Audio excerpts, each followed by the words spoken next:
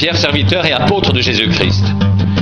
À ceux qui ont reçu en partage une foi du même prix que la nôtre, par la justice de notre Dieu et du Sauveur Jésus-Christ, que la grâce et la paix vous soient multipliées par la connaissance de Dieu et de Jésus notre Seigneur.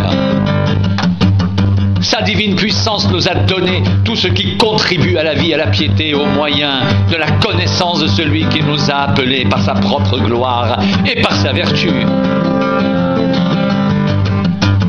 Celle-ci nous assure de sa part les plus grandes et plus précieuses promesses, afin que par elles vous deveniez participants de la nature divine en fuyant la corruption qui existe dans le monde par la convoitise.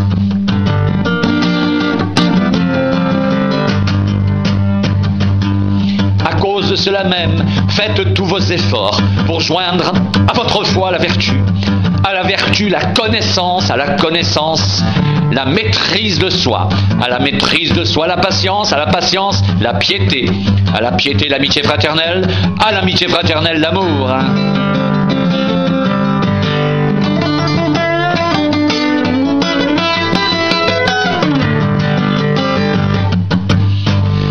Car si ces choses sont en vous, et y sont avec abondance, elles ne vous laisseront point oisifs ni stériles pour la connaissance de notre Seigneur Jésus-Christ. Mais celui en qui ces choses ne sont point est aveugle et ne voit pas de loin. Il a mis en oubli la purification de ses anciens péchés. C'est pourquoi, frères, appliquez-vous d'autant plus à affermir votre vocation et votre élection, car en faisant cela, vous ne broncherez jamais. C'est ainsi en effet que l'entrée dans le royaume éternel de notre Seigneur et Sauveur Jésus-Christ vous sera largement accordée.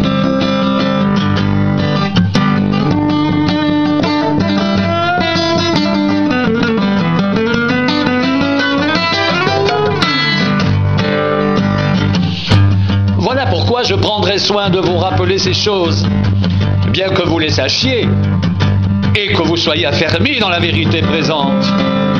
Et je regarde comme un devoir, aussi longtemps que je suis dans cette tente, de vous tenir en éveil par des avertissements, car je sais que je la quitterai subitement, ainsi que notre Seigneur Jésus-Christ me l'a fait connaître. Mais j'aurai soin qu'après mon départ, vous puissiez toujours vous souvenir de ces choses.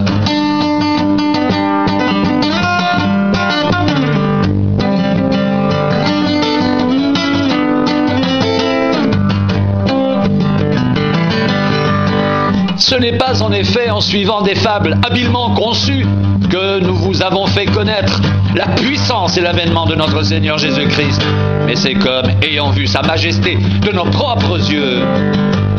Car il a reçu de Dieu le Père honneur et gloire, quand la gloire magnifique lui fit entendre une voix qui disait « Celui-ci est mon Fils bien-aimé, en qui j'ai mis toute mon affection. »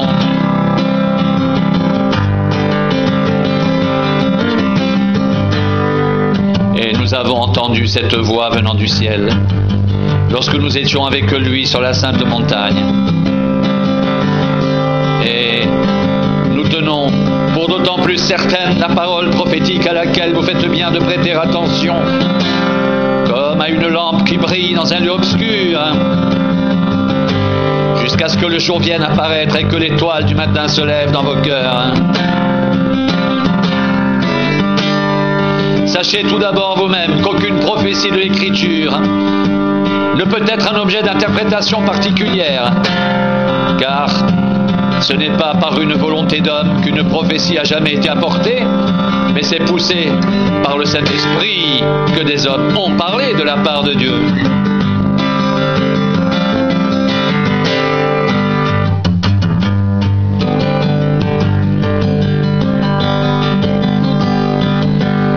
Sa divine puissance nous a donné tout ce qui contribue à la vie et à la piété, au moyen de la connaissance de celui qui nous a appelés par sa propre gloire et par sa vertu.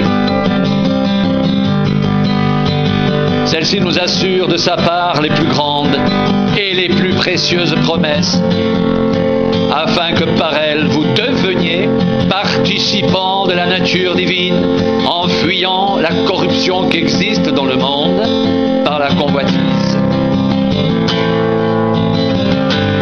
À cause de cela même, faites tous vos efforts pour joindre à votre foi la vertu, à la vertu la connaissance, à la connaissance la maîtrise de soi, à la maîtrise de soi la patience, à la patience la piété, à la piété l'amitié fraternelle, à l'amitié fraternelle d'amour. Car si ces choses sont en vous, et y sont avec abondance, elles ne vous laisseront point oisifs ni stériles pour la connaissance de notre Seigneur Jésus-Christ.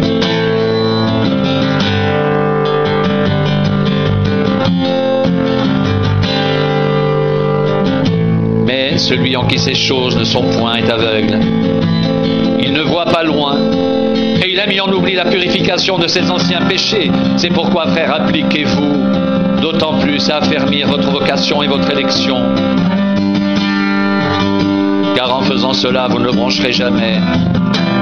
C'est ainsi, en effet, que l'entrée dans le royaume éternel de notre Seigneur et Sauveur Jésus-Christ vous sera largement accordée.